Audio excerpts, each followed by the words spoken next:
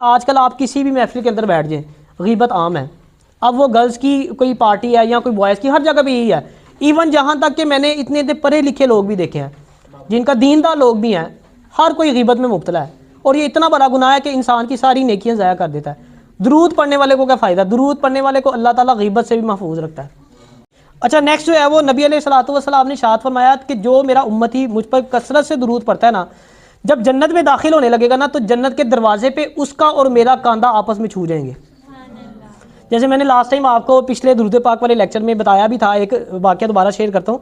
नबी अलैहिस्सलातु वस्सलाम के पास ना एक सहाबी आए रुमाल में रोटियाँ कुछ खाना शाना लेके। तो नबी अलैहिस्सलातु वस्सलाम ने जब खाना तनावल फरमा लिया ना, तो वो हाथ से उंगलियाँ चाट के ना अपने वो हाथ उससे रुमाल से साफ़ कर दिए। अब वो सहाबी जो है वो रुमाल लेके बाद में जब खाना खा के फ्री हो गए, चले गए घर, लेके चले गए रुमाल अपना।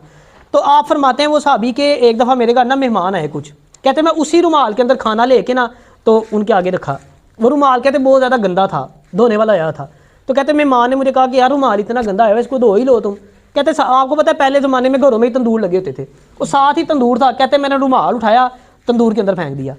अब वो जो मेहमान था ना वो बड़ा हैरान हुआ। उसने कहा भाई महंगे से महंगा अच्छे से अच्छा कपड़ा भी अगर आप तंदूर में फेंक दो वो तो जल जाता है, आपने इसको तंदूर में क्यों फेंक दिया? तो साहबी ने आगे से बड़ा प्यारा जवाब दिया। उन्होंने फरमाया कि ये जल जाता था, लेकिन तब तक जब तक इसको नबी अलैहिस्सलातु वस्सलाम के हाथ नहीं लगे थे। जब से इसको नबी अलैहिस्सलातु वस्सलाम ने छुआ है ना, तब से जब भी ये गंदा होता है मैं इसको तंदूर में फेंकता हूँ, ये आग से साफ हो जाता है तो मैं बाहर निकाल लेता हूँ। ये बात बताने का मकसद है, अगर रुमाल को नबी अलैहिस्सलातु वस्सलाम के हाथ छू जाए तो उसको आग नहीं लगती।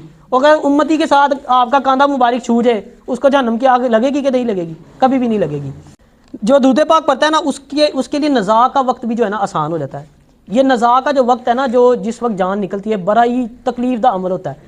उलमा फरमाते हैं इसकी मिसाल आप ऐसे ले लें, कांटेदार झाड़ियाँ, उसके ऊपर मलमल का कपड़ा डालें, उसको खींचें, फिर इतनी सख्त तकलीफ होती है।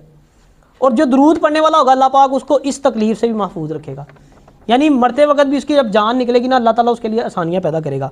अच्छा, फिर अल्लाह ताला जो दरूद पाक पढ़ता है ना, फरिश्ते भी उससे मोहब्बत करते हैं। यानी मखलूक के दिल में तो अल्लाह मोहब्बत डालता ही डालता है, और फरिश्ते भी जो है ना वो अल्लाह के महबूब पे दरूद पढ़ने वाले से मोहब्बत करते हैं। अच्छा, फिर जो दरूद पाक की कसरत करता है ना, फरिश्ते 3 दिन तक उसका गुनाह नहीं लिखते। ये देखिए कितनी बड़ी नेमत है। अगर कोई गुनाह करेगा ना फ़ौरन लिखा जाता है, लेकिन दरूद पढ़ने वाले का 3 दिन तक गुनाह नहीं लिखा जा रहा। जो दरूद पाक पढ़ने वाला शख्स है ना, अल्लाह ताला उसको औलिया की जमात में शामिल कर देता है। ये बहुत बड़ी फजीलत है, बहुत बड़ा फ़ायदा है। वली किसको कहते हैं? अल्लाह के दोस्त को। इधर कोई प्राइम मिनिस्टर किसी को अपना दोस्त बना ले ना, तो फूले नहीं समाता इंसान, कितना फ़ख्र करता है यार मैं प्राइम मिनिस्टर मेरा यार है। तो जिसको अल्लाह अपना दोस्त बना ले, जो सारी कायनात का मालिक है, वो उसका दोस्त हो, कैसी बात है, सोचने वाली बात है। अगर बंदा सोचे ना तो कितनी खुश नसीबी की बात है। तो दुरूद पढ़ने से जो बंदा है वो औलिया की जमात के अंदर शामिल, यानी कि अल्लाह उसको अपना दोस्त बना लेता है दुरूद पाक पढ़ने वाले को। फिर कहते हैं दुरूद पाक पढ़ने वाले को क़यामत वाले दिन ताज पहनाया जाएगा। इसी तरह कहते हैं जो दुरूद पाक की कसरत करता है उसको ना मट्टी खाएगी कब्र की, ना ही उसको कीड़े खाएंगे। यानी उसकी जो डेड बॉडी है ना, अल्लाह ताला उसको भी महफूज रखता है। आप 10 साल बाद भी उसकी कब्र खोलेंगे ना, उसी तरह फ्रेश बॉडी उसकी पड़ी होगी। ये दुरूद पाक पढ़ने वाले को फजीलत हासिल है। फिर जो दुरूद पाक है ना वो इसमें आज़म है। इसमें आज़म जानते हैं क्या होता है? इसमें आज़म वो होता है जिससे आपकी दुनिया के भी सारे मामलात और आखिरत के भी सारे मामलात आसान हो जाते हैं। इसमें आज़म, तो ये दुरूद पाक भी इसमें आज़म है। यानी इससे दुनिया की भी मुश्किलात हल हो जाती हैं और आखिरत की भी जो है ना वो मुश्किलात हल हो जाती हैं। हज़रत तवक्कल शाह रहमतुल्लाहि ताला अलैह फरमाते हैं कि अल्लाह का कुर्ब हासिल करना ना कोई इतना आसान काम नहीं है। कुर्ब जानते हैं ना, कुर्बत, करीब होना अल्लाह के। जब इंसान अल्लाह का कुर्ब हासिल करने के रास्ते पे निकलता है ना, तो फिर उसका इम्तिहान भी अल्लाह लेता है। यानी बहुत सी मुश्किलात से गुजरना पड़ता है, आजमाइशें आती है बहुत ज़्यादा। लेकिन अब अच्छा, अगर दुनियावी एतबार से भी देखें, दुनिया की मोहब्बत हासिल करना कितना मुश्किल काम है, कितनी आजमाइशों से गुजरना पड़ता है। तो वो तो अल्लाह की मोहब्बत है, अल्लाह का कुर्ब है, उसके लिए कितनी आजमाइशें होंगी। लेकिन आप फरमाते हैं कि जो बंदा ये चाहता है कि मुझे अल्लाह का कुर्ब भी मिल जाए और मेरे ऊपर ये आजमाइशें भी ना आए, तो वो दरूद की कसरत करे। यानी दरूद पाक की कसरत करने वाला अल्लाह के करीब भी हो जाता है, और जो उसकी आजमाइशें होती है ना, अल्लाह वो भी कम कर देता है। उससे भी उसको अल्लाह ताला जो है ना महफूज रखता है इतनी ज़्यादा आजमाइशों से।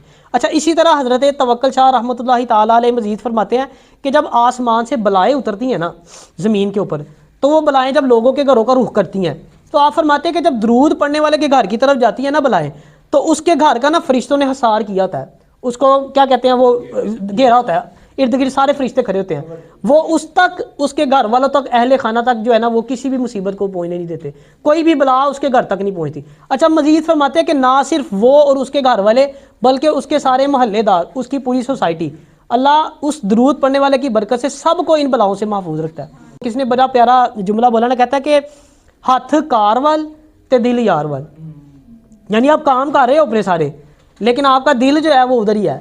हाथों से आप काम कर रहे हो, टाइपिंग कर रहे हो, ठीक है ना, और कोई नोट्स बना रहे हो, कुछ भी कर रहे हो, अपने टेस्ट की तैयारी कर रहे हो कुछ, लेकिन मुंह से दूध पढ़ते जा रहे हो। हाथ कार वाले, यानी दुनिया में आप बेशक अपना काम में बिजी हैं, लेकिन आपका जो दिल लो लगी हुई है ना, वो मदीने वाले के साथ लगी हुई है। अल्लाह ताला हमें अमल की तौफीक अता फरमाए।